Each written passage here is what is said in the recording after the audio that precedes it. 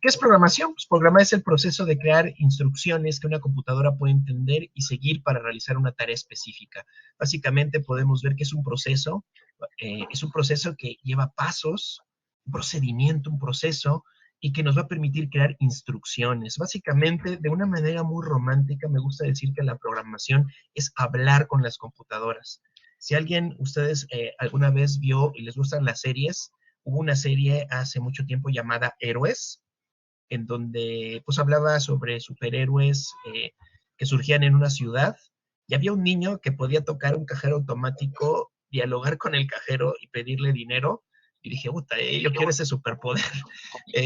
Pues bueno, podemos romantizar el concepto de qué es programación, hablando de que programar es hablar con las computadoras. Por lo tanto, vamos a ver que la programación involucra el poder utilizar un lenguaje para comunicarnos con ellas. Ahora, al conjunto de estas instrucciones, vamos a centrarnos en la parte de las instrucciones, al conjunto de estas instrucciones tenemos que hacer al set en español es conjunto, al set de instrucciones que le tenemos que pasar a una computadora, eso es lo que le vamos a llamar programa, ¿vale? Entonces, ahí están las primeras dos definiciones. ¿Qué es programar? Un proceso. ¿Un proceso de qué? De crear instrucciones. ¿Para quién? Para una computadora, para que las computadoras las pueda seguir y las pueda realizar. Y hoy por hoy podemos beneficiarnos de que la computación se ha democratizado. ¿Han escuchado este término? Cuando algo se democratiza, significa que ya no es exclusivo de un grupo o sector en general. Cuando las computadoras surgieron hace muchos años, empezaron pues simplemente como experimentos en laboratorios de universidades y no tenían acceso al público. Conforme fue dándose el proceso de miniaturización, es decir, que las computadoras, gracias a la invención del transistor, que es un circuito integrado que nos permite hacer la labor de un switch electrónico controlable, es decir, un switch que tú puedes prender y apagar, pero por medios electrónicos, fue como las computadoras sufrieron un proceso de miniaturización, haciendo que las computadoras llegaban de centros educativos hasta nuestros escritorios en nuestras casas. Fue ahí cuando se democratizó la computación. Y hoy por hoy llevamos un proceso de democratización aún más profundo. Hoy por hoy ya empiezan a surgir interacciones humano-computadora en donde ya no necesitamos precisamente un lenguaje muy específico. Hoy tenemos pues elementos como ChatGPT, en donde nosotros podemos dialogar con las computadoras y pedirle hacer cosas sin necesidad de conocer un lenguaje muy especializado. Sin embargo, aún estamos muy lejos de todavía deshacernos de todo lo que es el proceso de la programación. Por lo tanto, aprender programación aún sigue siendo muy relevante y muy importante. Entonces, el proceso de democratización también involucra que no importa qué te dediques, puedes tomar partida de este gran pastel. Por ejemplo, por ahí alguien que se dedica a la parte secretarial, de repente le dicen, ¿sabes qué? Puedes pasar esta lista de Excel a este otro lado. Pues hay formas y muchos softwares, sobre todo softwares de aplicaciones ejecutivos como Excel, nos permiten y nos dan acceso a un lenguaje de programación para que nosotros podamos crear rutinas o instrucciones al Excel y que haga automatismos. De repente, a ver si busco una práctica por ahí muy interesante, cómo podemos hacer automatismos para que a través de una lista de Excel, un sistema verifique que si es su día de cumpleaños, le envíe un correo de felicitación. Ese tipo de cosas podemos hacer ya. Se ha democratizado todo este diálogo con las computadoras. La verdad es que hay cosas muy coquetas que se pueden hacer. Por ejemplo, tenemos una herramienta de Microsoft que se llama Power Automate. Power Automate me permite hacer eso. Power Automate. Power Automate es parte de la suite de Microsoft Office 365 que lo que me hace es crear pequeños programitas jalando bloques para trabajar con documentos en Word. Por ejemplo, yo en Teams, cuando tengo que dar de alta una lista de alumnos, creo un script en Power Automate, que es un script, simplemente son instrucciones en donde le digo, de esta lista de Excel, da de alta a estos alumnos en este grupo de Teams, así como lo escuchan. Estoy hablando con la computadora, le estoy diciendo que ejecute una serie de instrucciones. Pues de esto se trata la programación. Es el proceso de hablar con las computadoras, si es que lo quieren ver de una manera romántica. Ahora, ya que estamos hablando sobre el programa, ¿vale? ¿No? ¿Y en dónde guardamos el programa? O sea, el programa son las instrucciones que sigue una computadora. Entonces, ¿dónde guardamos el programa? Me voy a saltar los acentos porque ¿dónde guardamos el programa? Bueno, hay que entender que la computadora, ¿vale? Una de las partes más importantes es la memoria. Aquí lo vamos a poner. Las partes más importantes en una computadora es la memoria. Y me gusta ver a una computadora como un humano. Vamos a hacer esa relación. Así como nosotros, en los seres humanos, tenemos dos tipos de memoria. ¿Quién conoce? A ver, levante la mano. ¿Quién conoce los dos tipos de memoria que tenemos por su tiempo de duración? ¿Cuántos tipos de memoria tiene el ser humano? Hay dos. A ver, alguien que quiera escribo muy rápido, pero por eso me salen estas cosas raras de capitalización. Ahí está. Ir moviendo. Ajá.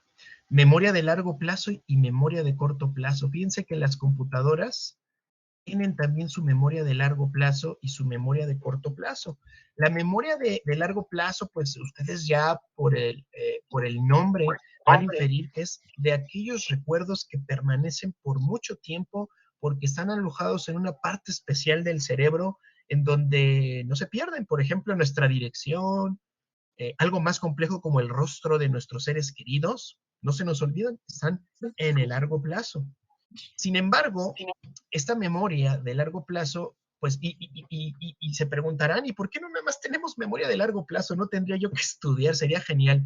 Es mucha carga para el cerebro, detona muchos procesos fuertes para grabar ese recuerdo, entonces necesita de estimulación constante para poder grabar algo a largo plazo. Sin embargo, es algo que es una memoria que nunca o muy difícilmente se va a perder. Las computadoras tienen también este tipo de memoria y generalmente las vamos a encontrar en lo que se les llama el hard drive, ¿sale? Es ese tipo de memoria de almacenamiento o disco duro. Van a ver que yo voy a estar utilizando, y no por estar de presumido, muchos términos en inglés, porque hay algo que siempre le digo a mis estudiantes, la programación no hay de otra.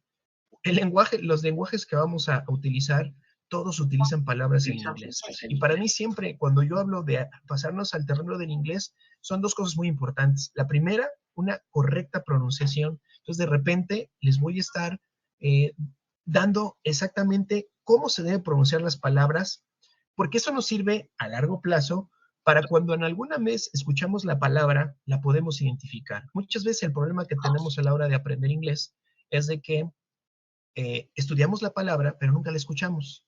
Cuando escuchamos que alguien la dice, no la identificamos, porque nunca hicimos esa conexión entre pronunciación y escritura, dado que el inglés es uno de esos lenguajes en donde las palabras no se escriben, no se pronuncian como se escriben. Y yo siempre hago mucho ese énfasis en mis estudiantes de, ¿saben? Vamos a empezar a construir bases sólidas a largo plazo. Cuando ustedes lleguen a platicar con alguien que habla inglés, como hay mucho material en inglés que van a ver relacionado con la programación, hoy hay más en español, pero sin embargo siempre, siempre hay abundante material en inglés, es bueno ir sensibilizando para poder ir identificando esas palabras, try and catch, while, for, uh, exceptions, todas esas palabras, pero con una pronunciación correcta.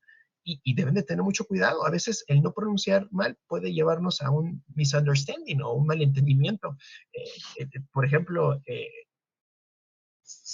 muchas veces han pronunciado esta palabra, ¿no? La palabra chatbot, y le dicen chatbot, pero bot es trasero. Entonces hay que tener mucho cuidado, es chatbot, con dar la información a largo plazo. Hay muchas tecnologías basadas en chips llamadas de estado sólido, que son las mejores que les pueden meter a su computadora, dado que lo que tienen adentro son puros chips sin partes mecánicas que van a hacer que su computadora avancen y arranquen muy rápido. Entonces, discos duros de estado sólido o solid state drives son algunos de elementos que la computadora usa para guardar a largo plazo.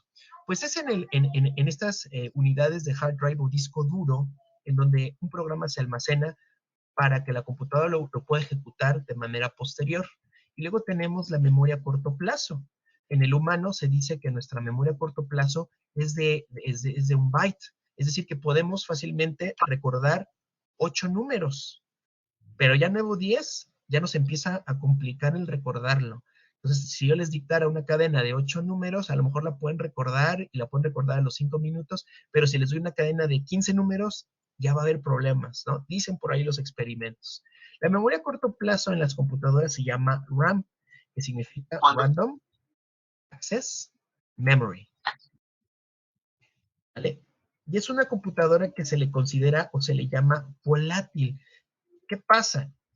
¿Qué pasa o qué significa que la computadora tiene una memoria? Quiero quitar esto y no me deja, ahí está. Una computadora, ¿qué significa que es volátil? Significa que si tú apagas la computadora se pierde la información. ¿Nunca les ha pasado que están escribiendo un documento, se les va la luz, no guardaron? Cuando guardan, están guardando en la memoria de largo plazo o en el hard drive. Pero cuando no guardan, toda esa información que están escribiendo, pues está en la RAM de la computadora. Y pues, ¿qué pasa? Al irse la luz, pues se va toda la información.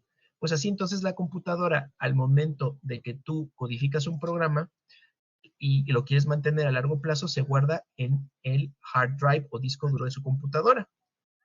Y cuando se ejecuta, todas esas instrucciones se guardan en la RAM o memoria de corto plazo. Entonces es ahí donde el programa se va a ejecutar, en la memoria de corto plazo. Bueno, al ciclo, ya recordando que la programación es una serie de instrucciones, como una receta de cocina, aquí vamos a poner programar. Programar es ejecutar instrucciones. A ver si lo escribí bien. Instrucciones. Existe un algoritmo, es decir, existe una rutina que toda computadora hace para seguir esas instrucciones. Déjenme hago el paneo. Existe, por ejemplo, tenemos nuestras instrucciones, aquí las voy a poner. Instrucción 1, instrucción, luego ya veremos en qué lenguaje están. Instrucción 2, instrucción 3. Tenemos aquí las instrucciones de una computadora que las va a ejecutar. Aquí vamos a poner la computadora, la vamos a simbolizar así. Ahí está esta computadora, ¿no? Y estas instrucciones están en la memoria ya listas para ser ejecutadas, están en la memoria RAM. Vale, aquí le vamos a poner, están en la RAM, en esa memoria que si se va, se pierde, las va cargando. Existe un ciclo que la computadora sigue para poder ejecutar estas instrucciones. A ver, eh, a ver, vamos a ver la respuesta. El ciclo se llama el ciclo fetch. Ahí se los estoy colocando. Es un ciclo muy sencillo, pero así es como se le llama. Internamente la computadora tiene esta pequeña rutina, ¿vale? Se le llama el ciclo fetch. ¿Alguien sabe lo que significa fetch en español? Recolectar. Significa recolectar. Se le llama ciclo de recolección ¿de qué? De instrucciones que contienen el programa. Entonces es un ciclo que aquellos que estudien cualquier tipo de forma de programar una computadora, ya sea desde las grandes o pequeños microcontroladores, es un ciclo que toda computadora sigue. El ciclo fetch, en donde la computadora recibe una instrucción, es decir, la toma de la memoria. Por ejemplo, acá, si yo quisiera recrear el ciclo fetch, ¿qué es lo que hace la computadora? Voy a tomar la instrucción 1, a ver si la puedo tomar, ahí está. Toma la instrucción 1, ¿vale? Que es recolecto la instrucción o fetch instruction, la cargo en un lugar que me va a permitir suministrar la información al procesador, pero pues la computadora está recibiendo la instrucción en un lenguaje que no entiende. Ya todos sabemos, si lo vieron en fundamentos de la computación, o introducción a la computación, las computadoras hablan código binario. O sea, las computadoras solo entienden unos y ceros. ¿Por qué? Porque están hechas con circuitos. Y si tú piensas en el circuito más básico, que realmente la computadora están hechos con circuitos básicos, ojo, las tradicionales, porque las cuánticas es otro rollo, pero las computadoras actuales que hoy tenemos en nuestra oficina pueden pensar que son un montón de switches como los que tienen en su casa, que solamente pueden prenderse y apagarse. Es por eso que las computadoras hablan ese lenguaje de los switches, luz prendida, luz apagada. Pero al combinar se pueden formar cosas más complejas. Pueden formar palabras porque una palabra la puedes representar como 10001, ¿vale? Entonces, Las computadoras, una vez que recolectan la instrucción, la decodifican. Y es lo que van a encontrar aquí en decodificar y ejecutar, es el sistema operativo. El sistema operativo, como Windows o Linux, es quien se encarga de hacer esta rutina, pero al final todo es ejecutado en el procesador. Cuando ustedes vayan a comprar una computadora y escuchen, ay, ¿qué procesador quiere? Está Intel, AMD. El procesador es el que hace la chamba, pero quien es el administrador de todo este proceso de ejecución, lectura, es el sistema operativo. Por eso es que no podemos ejecutar Windows, perdón, no podemos ejecutar Word, Paint, si nuestro sistema operativo, que es quien tiene este pequeño programa para ejecutar programas. No sé si quedó contestada la pregunta. Sí, perfecto. Realmente el software cae, básicamente todo el trabajo cae en la CPU, y el software nada más es una interfaz, ¿no? Ajá, sí, sí, sí. El software tiene toda la rutina de instrucciones para ejecutar cosas, pero al final quien ejecuta es la CPU. Todo muy bien. Y me gustó esa pregunta porque entonces podemos completar este diagramita que estamos haciendo, ¿vale? En donde aquí quien se encarga de hacer esto es el Operating System o el sistema operativo. El Operating System o sistema operativo es el que hace este ciclo fetch, el responsable. Es el que coordina todo. Déjenme hacer esto. Y vean, esta es la magia. Déjenme ver si puedo. Quiero probar. ¿Les parece hacer su primera práctica? Vámonos, ya, vámonos a lo lleno. Quiero que vean este proceso. Vean cómo consiste en, fíjense, consiste en diseñar una serie de instrucciones. Hoy vamos a hacer nuestro primer programa, pero muy sencillo. Fíjense, programar entonces es crear instrucciones. Y mucha gente cree que programar se tiene uno que meter con código muy avanzado, pero no, porque si nos vamos a la definición de programación, vamos a encontrar que al final son instrucciones. Y uno puede dar las instrucciones en inglés, en español, o dependiendo a quién le da las instrucciones, pues va a ser tu lenguaje. No es lo mismo si yo le doy las instrucciones a una persona adulta que a un niño. Las computadoras también entienden sobre este tipo de niveles de abstracción, se le llama. Entonces, para comunicarnos con las computadoras existen lenguajes de alto nivel y de bajo nivel. Entonces, vamos a agregar ese concepto acá, ¿vale? Si programar es crear instrucciones y el conjunto de instrucciones se le llama programa, hay que entender que el medio para formular las instrucciones, el medio para comunicar las instrucciones se llama lenguaje, ¿vale? Lenguaje. Y el lenguaje que usamos para comunicarnos con las computadoras tiene las mismas características que el lenguaje que usamos. Tiene una sintaxis, tiene una forma correcta de puntuación, que si no la seguimos, podemos perdernos, ¿vale? Entonces, los lenguajes para comunicarnos se pueden clasificar en alto nivel y bajo nivel, y que los nombres no los hagan parecer como que se ven más avanzados. Alto nivel significa que es porque tengo mucho dinero y soy programador de alto nivel. No, no va por ahí.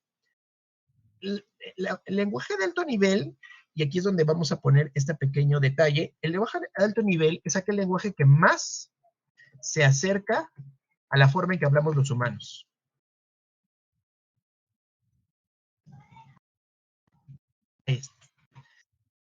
Ese es el lenguaje, ahí le puse mar, más. Cerca la forma en que hablamos los humanos. Y el bajo nivel es el que más se acerca a lo que hablan las máquinas.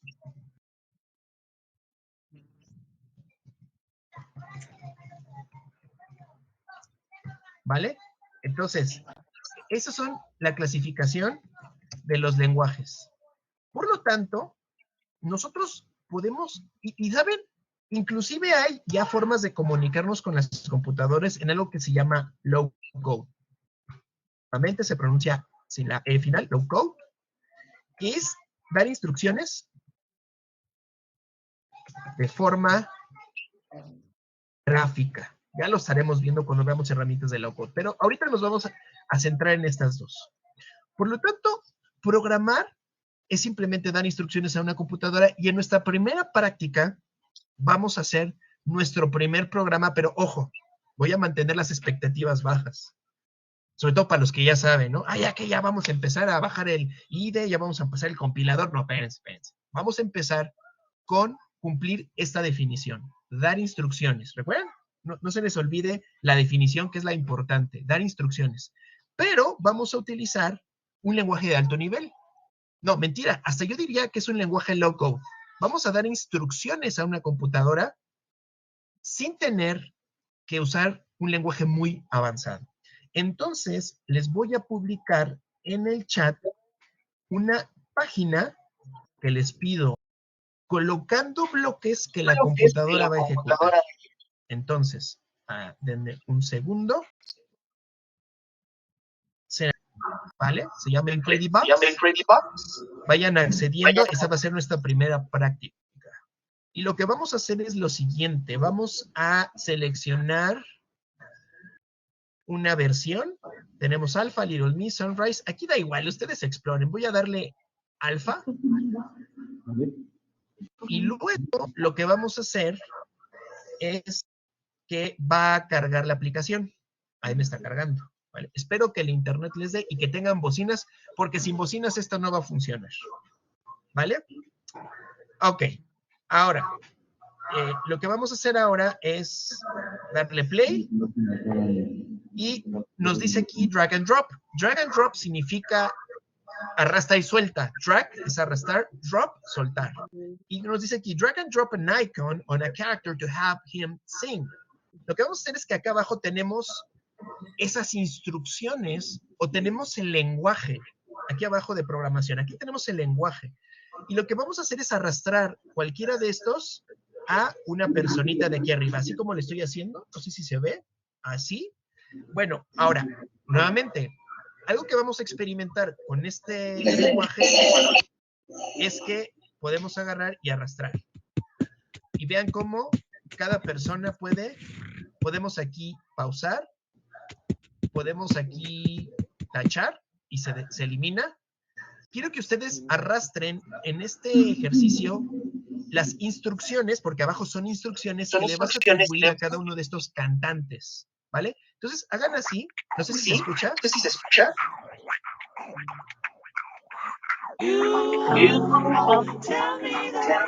¿Qué tal? ¿Se escucha? ¿El audio? ¿Se escucha o no? Sí. Excelente. Se escucha. Perfecto, pues ahora esto que hice fue programar. ¿Y por qué? Porque cumple los requisitos. Instrucciones, las tengo abajo, que le estoy dando a la computadora para que la computadora ejecute. Bueno, les voy a dar 6 minutos de nuevo el concepto. Ocurrió un proceso en donde creamos instrucciones, colocamos instrucciones que la máquina sigue en cierto orden, en un lenguaje. Y esas tareas al final son ejecutadas son cargadas en la memoria RAM. Si ustedes cierran la pestaña del navegador, se pierde la información. Está en la RAM. Y lo más interesante que fue el sistema operativo quien hizo esa tarea de recolectar las instrucciones e irlas ejecutando. ¿Quién las ejecutó al final? El procesador. ¿Qué utilizamos? Un lenguaje de alto nivel. No, mentira, un lenguaje low code en donde no usamos palabras parecidas al inglés. Para programar usamos símbolos que hacen la labor del lenguaje, al combinarlas creamos cosas totalmente diferentes. Eso fue lo que hicimos. Entonces estamos en ese proceso de programar. Es así como poco a poco iremos profundizando en cuanto al lenguaje, lo haremos más sofisticado. Haremos más sofisticado el lenguaje. Y cuando ya el lenguaje se trata de hacerlo más sofisticado, cuando ya usamos un lenguaje que nos permita hacer algo más complejo, entonces ya necesitaremos una metodología. Una metodología o un proceso a la hora de crear programas ya con un lenguaje más complejo, porque resulta que hay un penalty que hay que pagar cuando usamos lenguaje low code. Tenemos muy limitado lo que podemos hacer. Y este va a ser el primer principio que vamos a aprender. Déjenme, agarro mi laser pointer, miren. Me encanta esta herramienta. Cuando nosotros trabajamos con low code, lo que va a pasar es que vamos a programar muy rápido. ¿Pero a costa de qué? De que lo que podamos expresar va a estar muy limitado. Entonces, siempre me gusta poner esta herramienta. Un lenguaje no code es muy fácil lo que se puede hacer. Muy fácil. Programar un low code es muy fácil, pero hay un pequeño detalle. Y ese es, o sea, todo viene con un pero. O sea, el low code, lo voy a abreviar con LC, es fácil de programar, pero limitado en lo que podemos hacer. Nosotros quisiéramos agregarle nuestra voz a esto, el mismo lenguaje nos lo permite. El lenguaje, estamos limitados a los símbolos que nos propone. Si queremos meter un instrumento de más, va a ser muy difícil.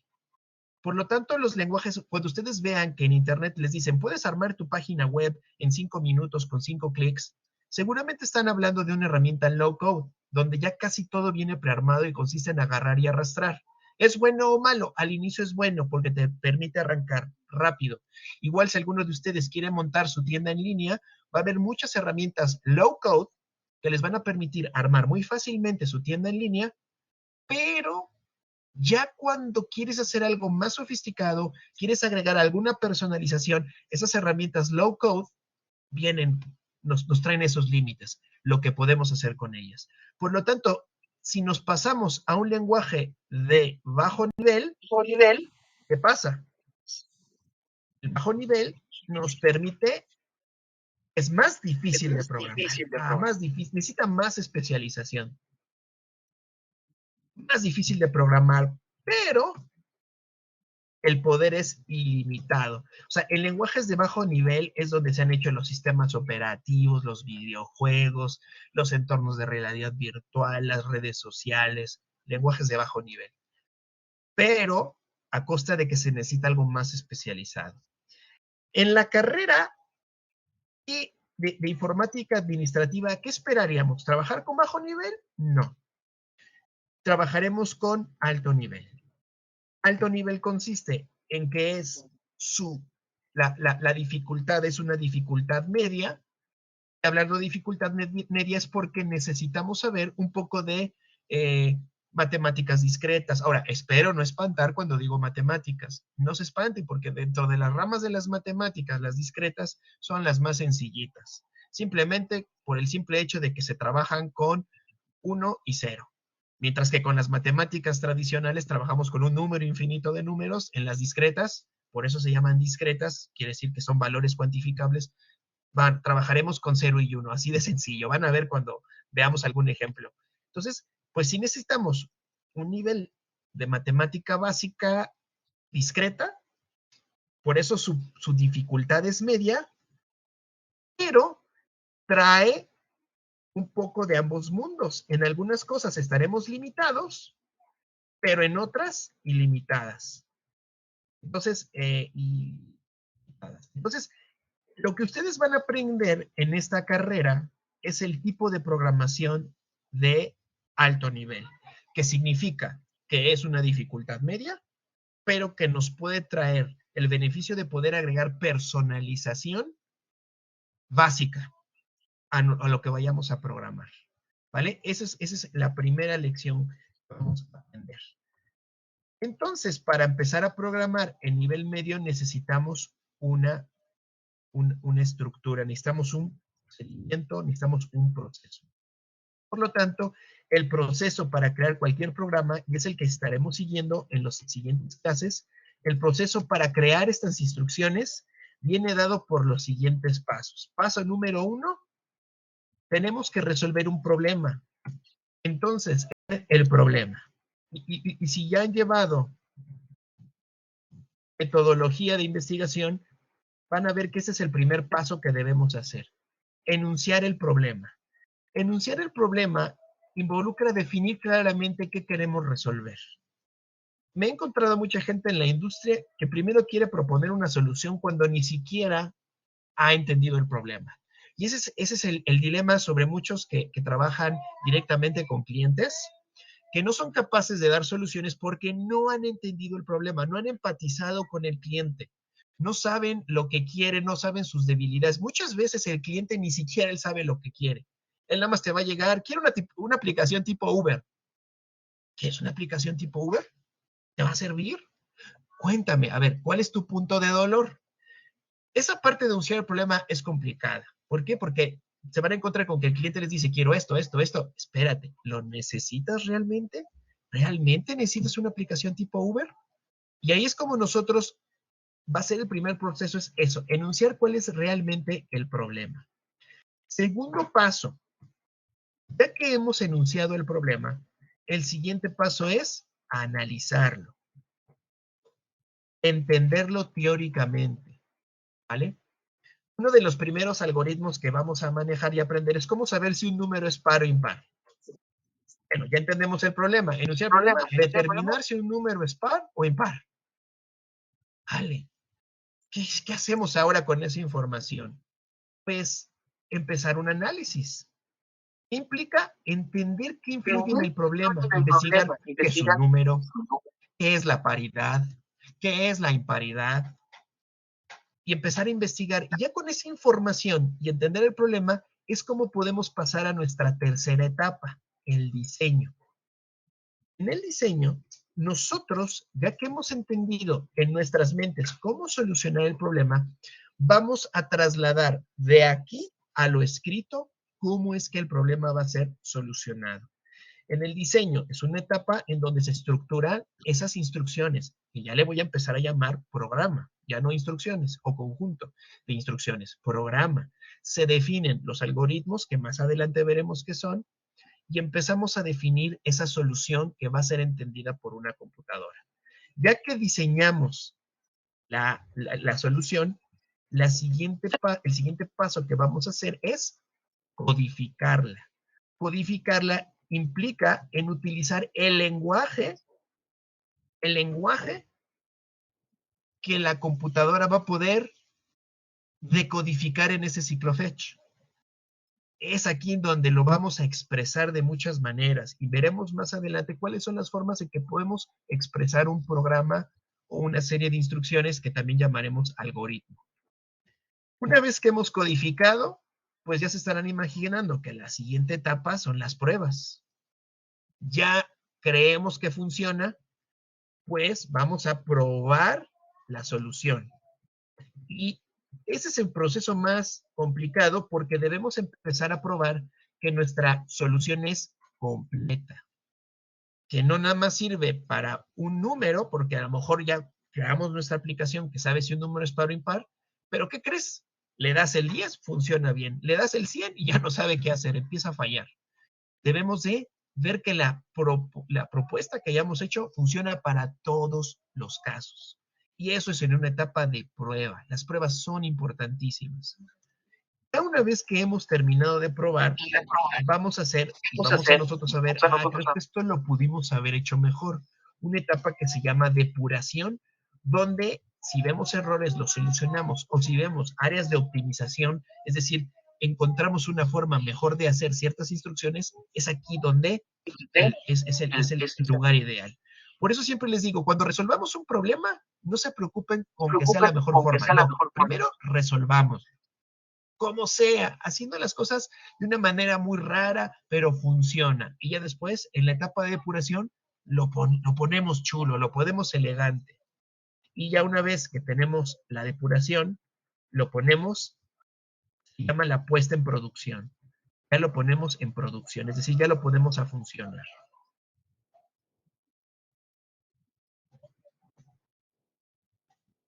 La puesta en producción, ¿vale? Y dicen que esto es iterativo, que a partir de aquí, y por ahí dice, decía un ingeniero en Twitter, me gustó porque me encontré en Twitter eso, que un programa es aquel que nunca termina. Un buen programa, eso lo dijo un ingeniero de Twitter, o X, como le quieran llamar hoy en día, dijo que todo programa que deja de crecer se queda, deja de funcionar. Entonces, algo que nosotros vamos a ver en la programación y en los sistemas es que los programas siempre van a regresar a la etapa de diseño. Vamos a tener que regresar a diseñar o rediseñar, ir mejorando. Y es un proceso. Ay, ¿por qué salió tan gruesa la... Ahí está, la flecha. Entonces, siempre va a ser un proceso en donde de ahí vamos a estar en ese ciclo iterativo de diseño, codificación, probar, depurar, ¿vale? Siempre vamos a estar iterando en esas partes en donde vamos a tener que, inclusive desde el análisis, podría yo decir que muchos regresan al análisis y así, para que el software es como un ser vivo, hay que darle mantenimiento, mejorarlo, modernizando, y de ahí no paramos. Es por eso que los que se dedican al software, no importa que hayan terminado el programa, siempre van a tener trabajo porque siempre va a haber mejoras. Por eso es que su Windows siempre les está pidiendo actualizaciones. Si alguna vez se preguntaban, ¿por qué mi Windows me pide actualizaciones? Y más cuando ya me tengo que ir del trabajo, se le ocurre al software pedirme actualización. Del software es un ser vivo, es como una planta que si uno la deja de regar, se marchita. El software es exactamente lo mismo, ¿vale? Es exactamente lo mismo. Bueno, hemos partido de estas, en esta primera etapa, entender, ¿verdad? Lo que es programar. Ese es nuestro primer punto de inicio. Ya entendemos que la programación es una serie de instrucciones que se hacen en un lenguaje que la computadora ejecuta y que cuando queremos dar estas instrucciones usamos un lenguaje y que el lenguaje puede ser low code, de bajo nivel, de alto nivel. Y posterior a ello, cuando usamos un lenguaje de medio nivel, o de alto nivel, perdón, que es el que vamos a usar en la carrera y en esta materia, pues entonces nosotros necesitamos usar un procedimiento, un proceso, que ya lo estamos viendo allá. Entonces, el siguiente paso es, ¿cuál es la mejor forma de expresar esas instrucciones? Pues es entender que existe algo llamado algoritmo. Y lo que vamos a hacer es el proceso que muchos se pierden, el entender cómo desarrollar esta serie de instrucciones de forma ordenada, cómo desarrollar algoritmos. Hoy por hoy muchos estudiantes, inclusive gente que ya trabaja en el medio, le gusta mucho estar copiando códigos, pero no saben hacer los suyos propios, porque muchas veces no tomaron el tiempo de reflexionar en cómo crear algoritmos. Pues eso es lo que vamos a hacer. La siguiente sesión